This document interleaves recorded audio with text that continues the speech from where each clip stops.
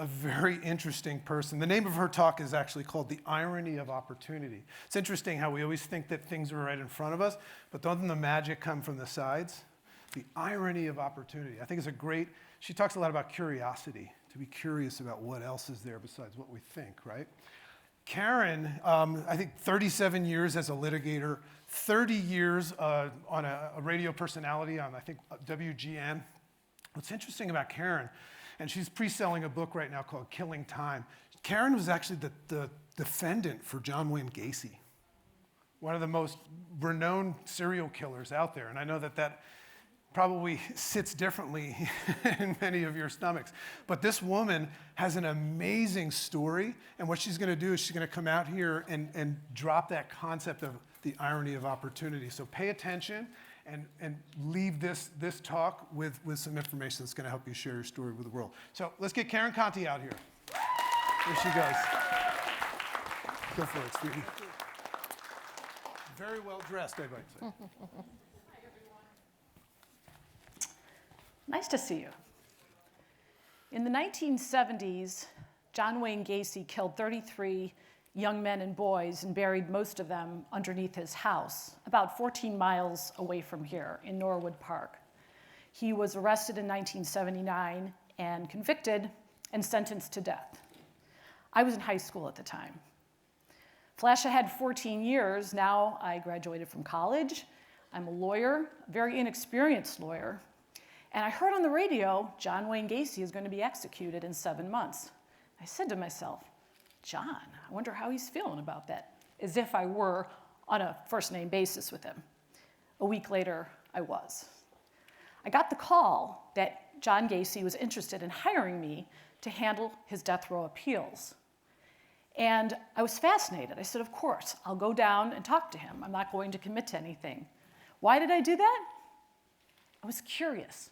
I was just curious. I wanted to look evil in the eye. When would I ever have an opportunity to look at the eye of someone who killed more people? At that time, he was the most prolific serial killer in the history of the country. I'd never been on death row, so I took that drive down, 6.5 hours south. I get into this condemned facility, one of the most dangerous prisons in the world, and I walk into death row, and there are all these free-range prisoners walking around, all of whom, when I'm calculating in my head, have been responsible for killing 5 baseball teams. My client, my future client, being responsible for 3. So I decided to take the case. I didn't have to do that, but I did. And why? Because I want to say yes. I want to say yes to opportunities. When you're a runner, you might want to run a marathon. If you're a mountain climber, you might want to climb Mount Everest. And listen, this was an important representation. It wasn't just about Gacy, it was about the death penalty.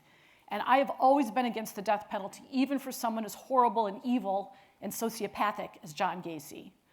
But I wanted to stand up against it, and what better way to do it? What forum would be the best forum but to do it with somebody like John Gacy?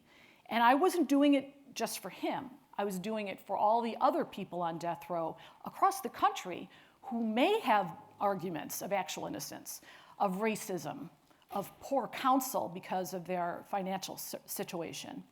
So I knew that this was bigger than me, this was bigger than this case, and I was given the opportunity to do it, and I said yes. Well, what did I do to prepare? That was really important because I wanted to make sure that I didn't look foolish. I hired a firm to tell me how to dress, how to put my makeup on, how to do my hair, how to speak. I took some lessons in how to speak. I made sure my whom's and my who's were correct. I also did research. I had all of my talking points about the death penalty, all the facts and statistics. And when I interviewed with somebody, I did research on them because I wanted to know what they wanted to know from me.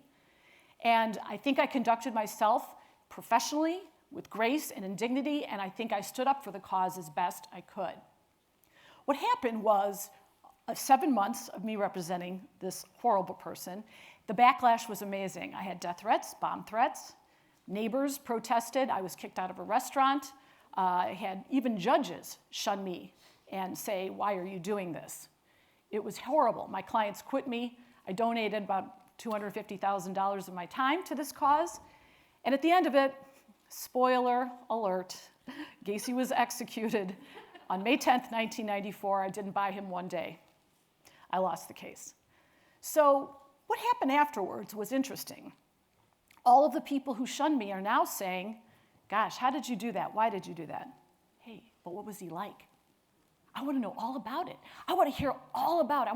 What was death row like? Did you meet this guy? So all of a sudden now my calling card, my claim to fame now is because I represented a serial killer. I work all my life to have a good reputation, and I have one now because of John Wayne Gacy. Thank you, John. So now all of a sudden, about 30 days after Gacy was executed, a former football player named O.J. Simpson took a drive in a Bronco, accused of killing his former wife and her friend, and it became the case and the trial of the century. I still don't think there was any case that merited that much attention during that time here internationally. And so I became commentator. I was on CNN, MSNBC, Fox News. I was on all the local stations, and that started my career as doing legal analysis. I do probably 5 to 8 media appearances a week on all a variety of news stories, whether it's Donald Trump or a serial killer or a Supreme Court appeal.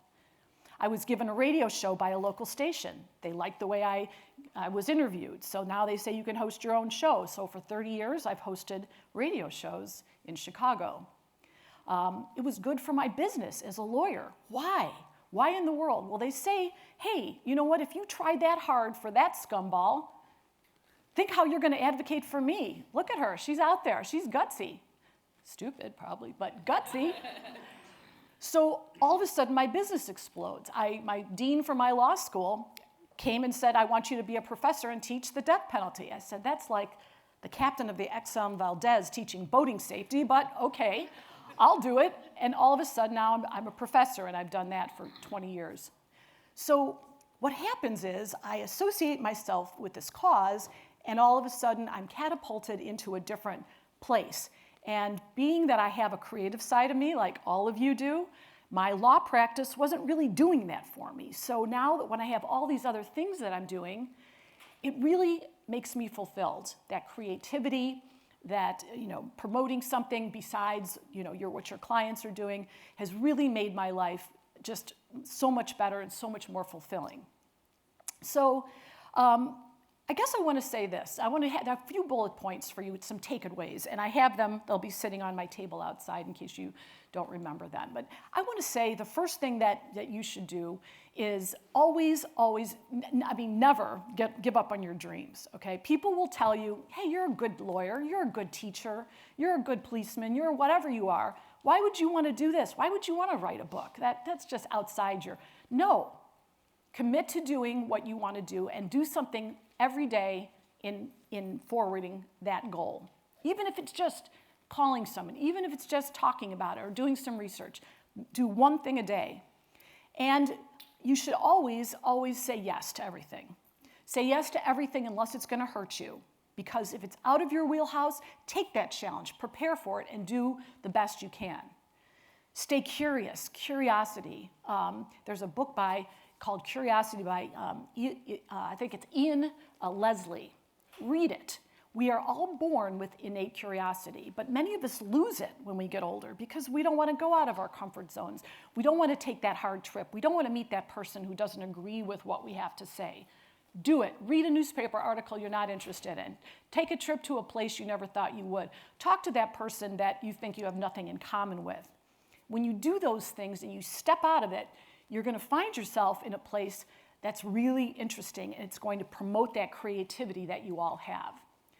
Another bullet point is create your story. Now, my story seems like it was created for me. It kind of fell in my lap. I took it, and I did well with it, but it was kind of a strange set of circumstances.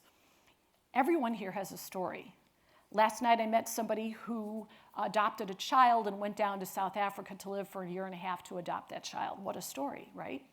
I met a beautiful young woman here who has an autistic child, and now she does a podcast about mothers who have these same kind of issues with children on the spectrum.